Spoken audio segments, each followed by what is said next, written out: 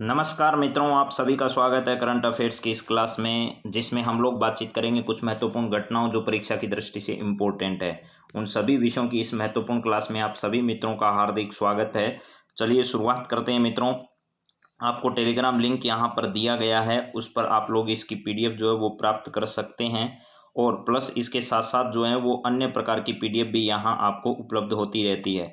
यहाँ पर आपको लिंक दे रखा है और लिंक नहीं मिले तो 8947832370 नंबर पर आप व्हाट्सअप मैसेज करके भी पीडीएफ का लिंक जो है वो प्राप्त कर सकते हैं। तो मैं अब बिना किसी देरी के आपकी क्लास की शुरुआत करता हूँ। पहला सवाल आपकी स्क्रीन पर आए उससे पहले, उड़ने दो परिंदों को अभी शौक हवा में, फिर लौट के बचपन के ज़माने नहीं आते हैं। तो मित्रों, ये समय जो गुजर रहा है, इस समय को आप आनंद के पल मानकर आनंद के साथ इस समय को क्या करिएगा, व्यतीत करिएगा। आने वाला समय जो है वो आप लोगों को वापस इस समय की गोहाई नहीं देगा। तो आप इस पल का आनंद लेते हुए जीवन में लगातार आगे बढ़ते रहें। पहला सवाल आपकी स्क्रीन पर आ चुका है मित्रों। प्रकृति और प्लास्टिक पर हरित पहल का शुभारंभ अभी हाल ही में किसके द्वारा किया गया है?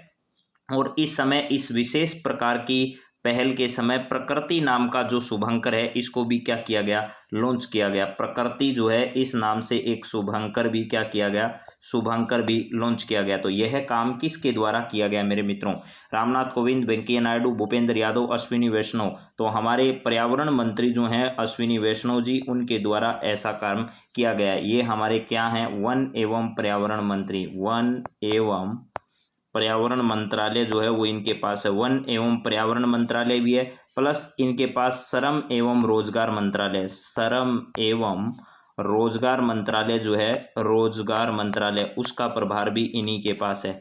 और इस पहल को वो लगातार जो है वो दोनों मंत्रालयों को बहुत अच्छे से देख रहे हैं। और ये सवाल अभी पीछे एक भर्ती परीक्षा में जो है वो राजस्थान में पूछा जा चुका है। ये दोनों मंत्रालय के बारे में 3 मंत्रालय दे रखे थे और आपसे पूछा गया था इनमें से कौन से मंत्रालय से भूपेंद्र यादव का संबंध है। तो उसमें से 2 ऑप्शन आपके सही थे, वन एवं पर्यावरण, श्रम एवं रोजगार मंत्री। अश्विनी वैष्णव जो है वो हमारे कौन से मंत्री हैं मेरे मित्रों? रेल मंत्री हैं। वेंकैया नायडू भारत में उपराष्ट्रपति हैं और जल्दी उपराष्ट्रपति और राष्ट्रपति दोनों के लिए क्या होने वाले हैं, चुनाव होने वाले हैं। तो उपराष्ट्रपति जी कौन है भैया?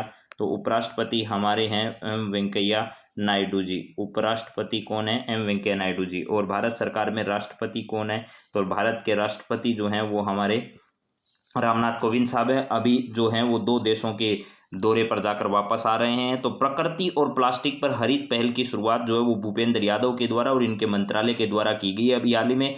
इससे प्लास्टिक जो कचरा है उसको सही से निस्तारित किया जाए और प्रकृति को किस प्रकार स्वच्छ और सुंदर बनाया जा सकता है, इस दिशा में ये काम करने वाली पहल है। चलिए अगले सवाल की ओर बढ़ते हैं। और अगला सवाल देखिए मित्रों क्या है आपकी स्क्रीन पर। यहाँ पर हमारा सवाल है 59वां राष्ट्रीय समुद्री जो दिवस है वो कब मनाया, समुद्री दिवस कब मनाया गया, जिस अवसर पर समुद्री जागरूकता वैकथॉन का आयोजन भी किया गया।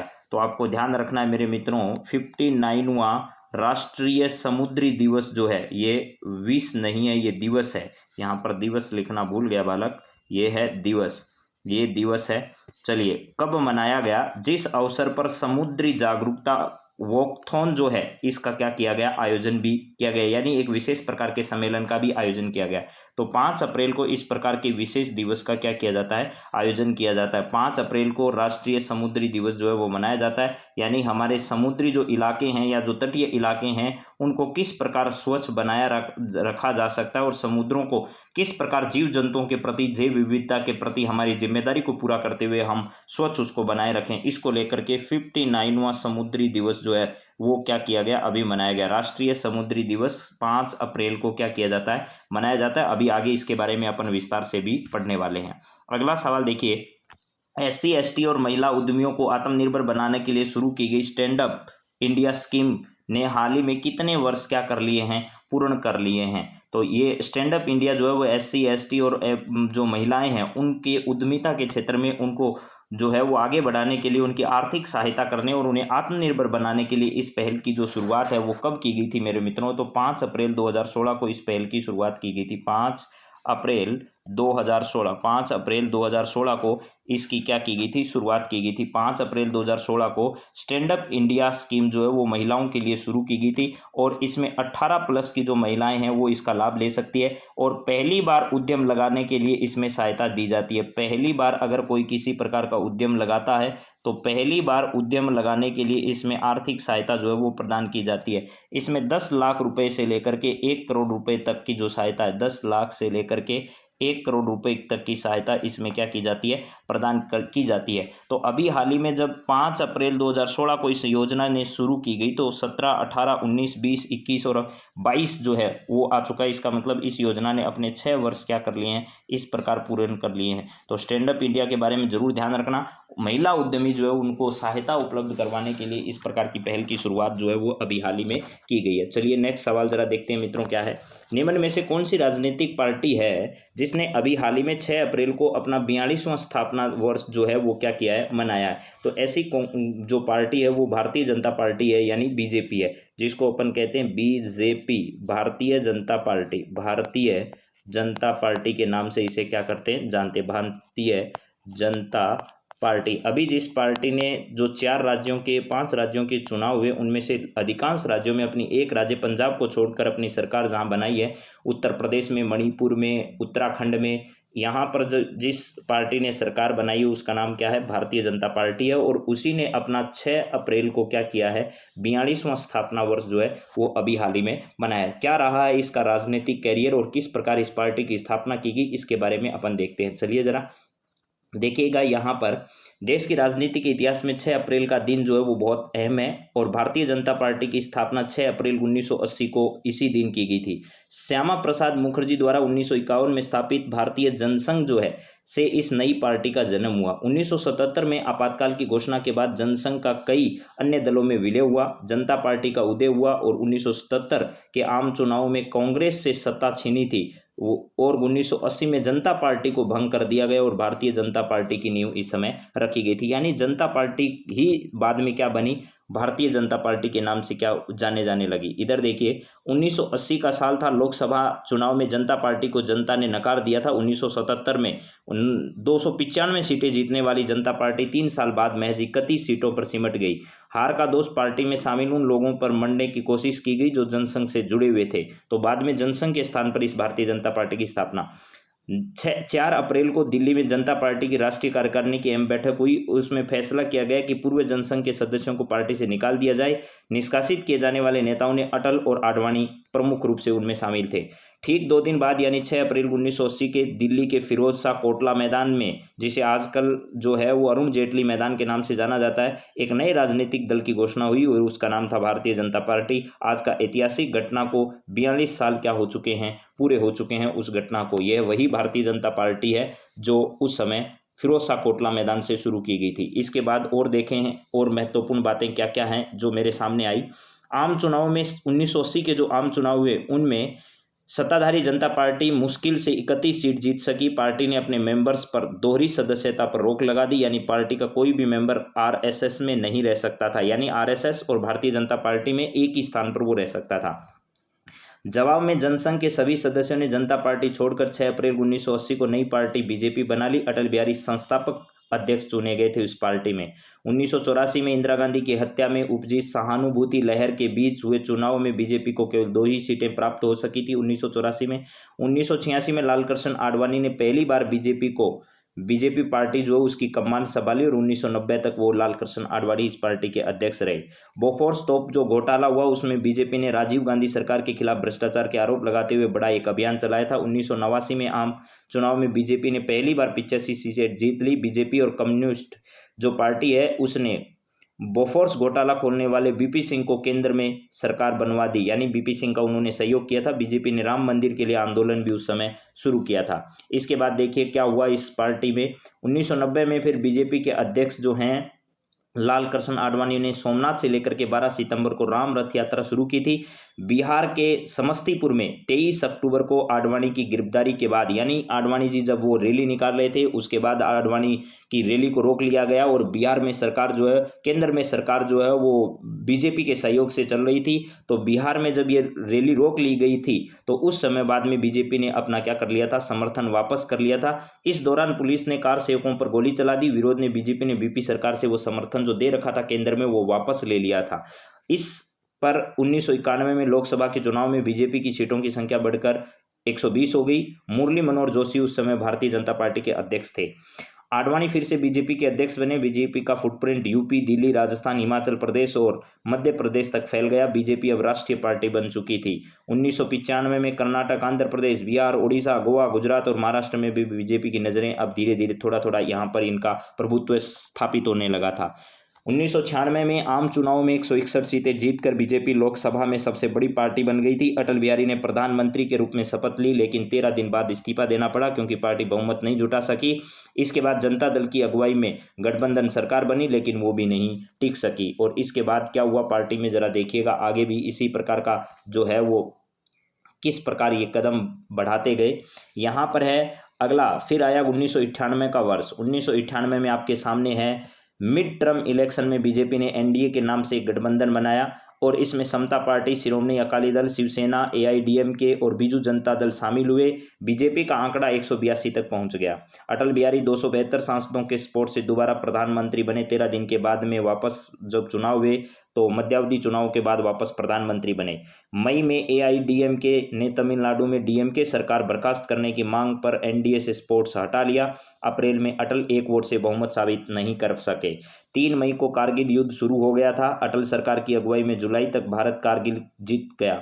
इसके बाद हुए लोकसभा चुनाव में एनडीए ने बिना एआईडीएमके सपोर्ट के 303 सीटें जीत ली। बीजेपी का आंकड़ा 183 पहुंच गया। अटल तीसरी बार पीएम बने। एनडीए ने पहली बार 5 साल सरकार चलाई।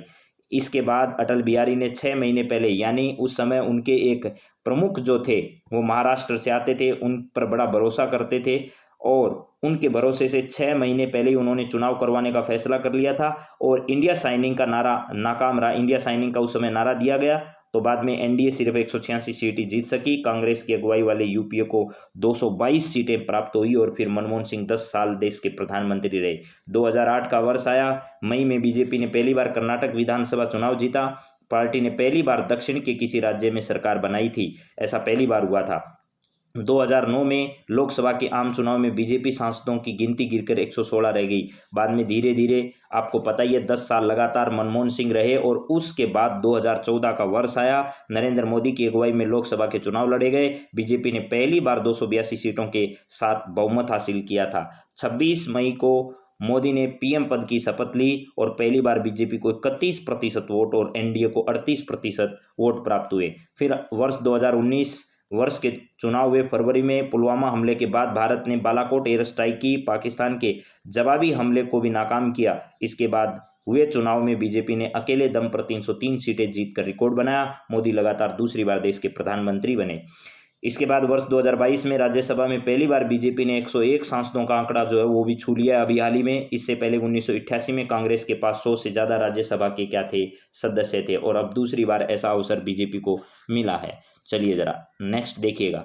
42 सालों में बीजेपी का विस्तार किस प्रकार हुआ। 138 से 1296 तक का सफर किस प्रकार तय कर पाया। 2 सांसद कभी हुआ करते थे, आज 303 का सफर है और वे वोट जो है इनके 182 करोड़ हुआ करते थे जो आज 22.9 करोड़ हैं। 42 साल में बीजेपी ने चीनी कम्युनिस्ट पार्टी को भी क्या कर दिया है, पीछे छोड़ दिया, यानी दुनिया की सबसे बड़ी पार्टी होने का दावा भी बीजेपी कर रही है। आरएसएस, बीजेपी और चीनी कम्युनिस्ट पार्टी जो है वो इस प्रकार इनका जो है वो आपको देख रहा है। संघ के कार्यकर्ताओं की संख्या अनुमानित है, सबसे ज़्यादा कार्यकर्ता जो है वो आरएसएस के हैं, उसके बाद बीजेपी के हैं और उसके बाद चीन की सबसे बड़ी पार्टी है दुनिया में जो तीसरे स्थान पर अब है।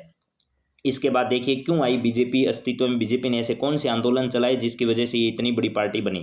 राम जन्मभूमि का विवाद जो था वो 1986 में लाल कृष्ण आडवाणी को बीजेपी का जब अध्यक्ष चुना गया तो विश्व हिंदू परिषद के नेतृत्व में ये सब किया गया था। तो एक मुद्दा तो राम जन्मभूमि का है, दूसरा मुद्दा कश्मीर का है, तीसरा मुद्दा जो है वो इन्होंने कांग्रेस के खिलाफ परिवारवाद की जो आवाज़ उठाई, वो भी एक मुद्दा था जो इनको इस मुकाम तक लेकर आया। फिर इन्होंने गौ हत्या के खिलाफ जो मुहिम चलाई, उसकी वजह से भी ऐसा माना जा रहा है कि बीजेपी इतने आगे पहुंची है।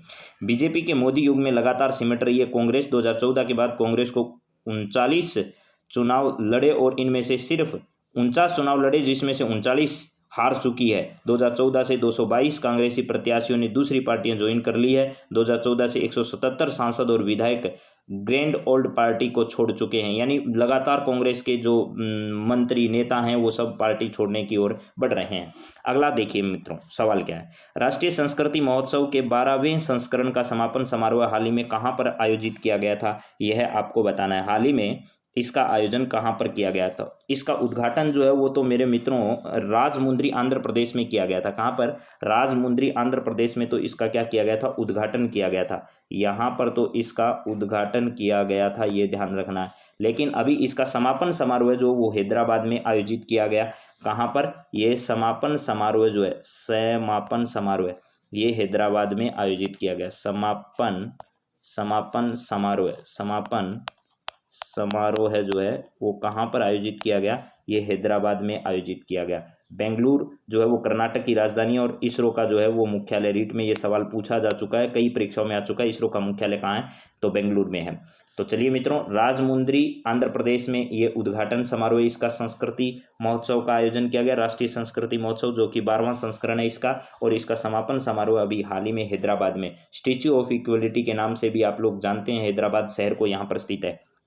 Project Netra, network for space object tracking and analysis का संबंध इनमें से किससे है, तो अभी हाल ही में इसरो जो है वो मेरे मित्रों, इसरो जो है इसके द्वारा इस प्रकार का एक network for space object tracking analysis जो है, इस नाम से, ये नेत्रा का ही पूरा नाम है, नेटवर्क फॉर स्पेस ऑब्जेक्ट्स और ट्रैकिंग एनालिसिस जो है, इस नाम से एक नया प्रोजेक्ट लेकर आया, जिसके माध्यम से अंतरिक्ष का जो कचरा है, अंतरिक्ष में जो कचरा है उसको ट्रैक करने के लिए इस प्रकार का जो नया अभियान है वो इसरो के द्वारा क्या किया जा रहा है, चलाया जा रहा है। तो अंतरिक्ष मलबे का पता लगाने के लिए एक चेतावनी जो है वो प्रणाली विकसित की गई, उसी का नाम क्या है, प्रोजेक्ट नेत्रा है। इसी का नाम क्या है, प्रोजेक्ट नेत्रा है। प्रोजेक्ट नेत्रा क्या चीज़ है, तो आपको समझ में आ गया होगा कि प्रोजेक्ट नेत्रा जो है वो इसरो के द्वारा, इसरो के चेयरमैन जो है वो वर्तमान में कौन है, सोमनाथ है। सोमनाथन जो है वो इसरो के क्या हैं, सोमनाथन इसरो के वर्तमान में चेयरमैन के पद पर है। किसके स्थान पर, के सिवान के स्थान पर यहाँ है। तो यहाँ पर ये भी लिख देता हूँ मैं,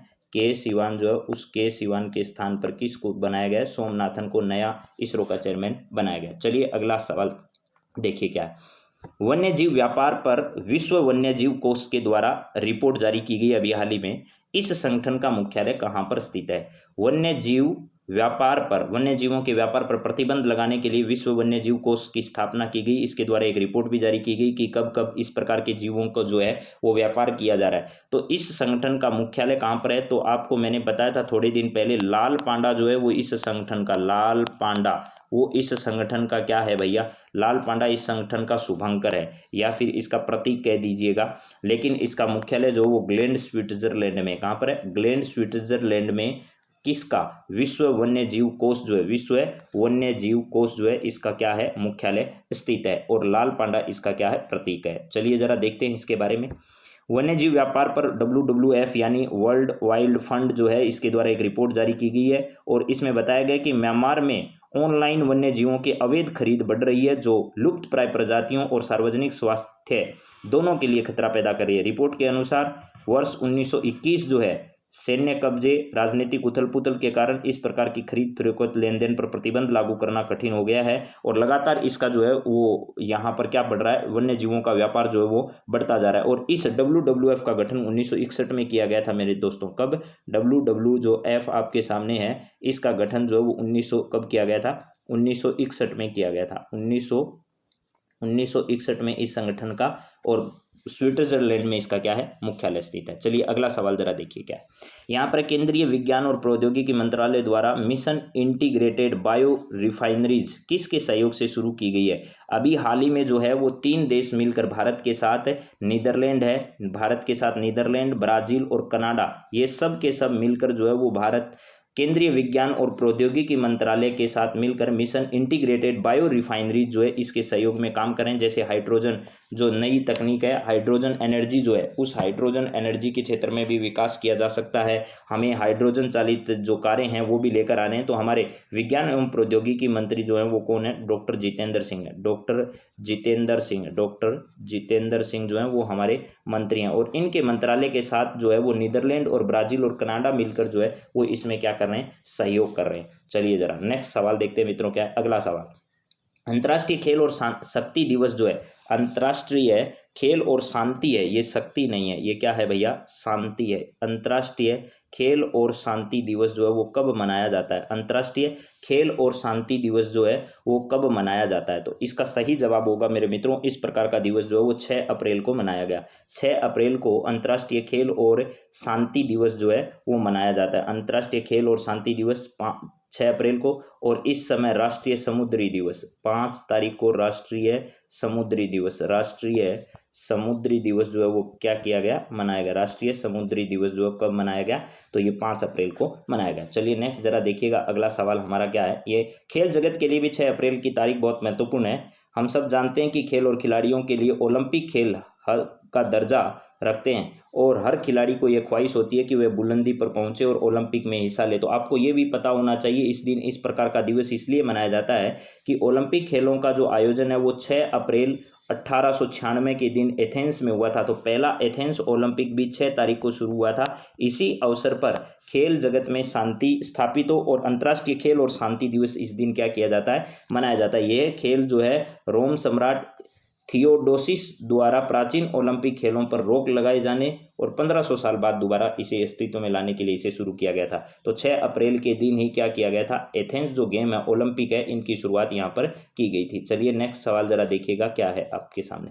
अगला है हर्षवर्धन श्रृंखला के स्थान पर जो नया विदेश सचिव है वो अभी हाल ही में किसे बनाया गया? तो हर्षवर्धन श्रृंखला जो है इनके बाद अब नए विदेश सचिव हमारे कौन होंगे? एस जयशंकर, करणीय सिंह, डीबी गुप्ता या विनय मोहन? तो विनय मोहन जो है वो ध्यान रखना नए विदेश सचिव हमारे। पूर्व विदेश सचिव यानी इससे पहले भी विदेश सचिव रह सके हैं एस जयशंकर, लेकिन वर्तमान में क्या है? विदेश मंत्री है। वर्तमान में विदेश मंत्री हमारे कौन है? विदेश मंत्री वो हमारे हैं एस जयशंकर। देखिए विदेशी दौरे करने आदि करना ये सब काम तो विदेश मंत्री का है, लेकिन विदेश नीति का प्रमुख प्रवक्ता जो होता है वो प्रधानमंत्री होता है। ये सवाल पूर्ववर्ती एक परीक्षा में रीट की परीक्षा में पूछा जा चुका है कि भैया हमारी विदेश नीति जो होती है उस विदेश नीति का प्रमुख जो हमारा प्रवक्ता होता है वो कौन होता है? तो वो प्रवक्ता जो हमारा विदेश नीति का होता है वो कौन होता है? प्रमुख प्रवक्ता जो है वो प्रधानमंत्री होता है। विदेश नीति को निर्धारित करने वाला प्रधानमंत्री होता है, लेकिन उसके इम्प्लीमेंटेशन में सहयोग कौन करता है? विदेश मंत्री करता है। अभी विदेश मंत्रालय द्वारा जो है वो मिशन गंगा नाम से यूक्रेन में फंसे हुए भारतीयों को निकालने के लिए चलाया गया एक अभियान था।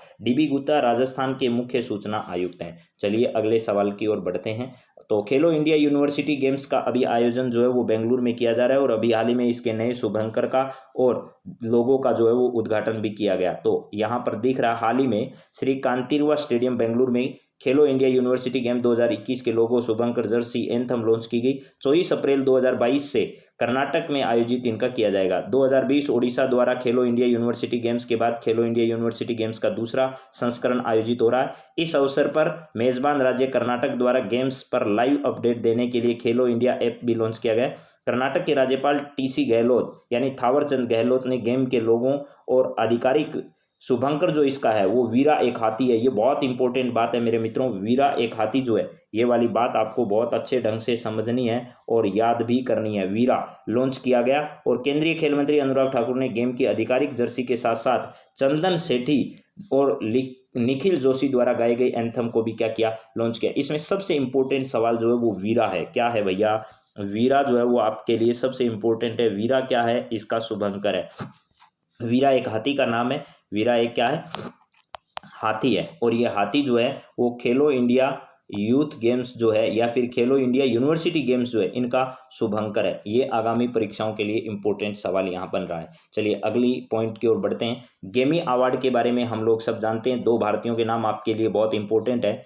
64वें ग्रैमी पुरस्कार जो है उनका आयोजन अभी वेगास नेवादा में एजीएम ग्रैंड गार्डन एरिना में किया गया। इसमें इस वर्ष 2 भारतीय संगीतकार, एक फाल्गुनी और एक रिकी केज जो है इनको विजेता घोषित किया गया है। भारतीय अमेरिकी गायिका गीतकार फालू ने सर्वश्रेष्ठ बच्चों के संगीत एल्बम की श्रेणी में पहला ग्रैमी पुरस्कार जीता। वहीं फालू न्यूयॉर्क की एक संगीतकार है, उन्होंने स्लम डॉग मिलेनियर फिल्म में ए.आर. रहमान के साथ काम किया है।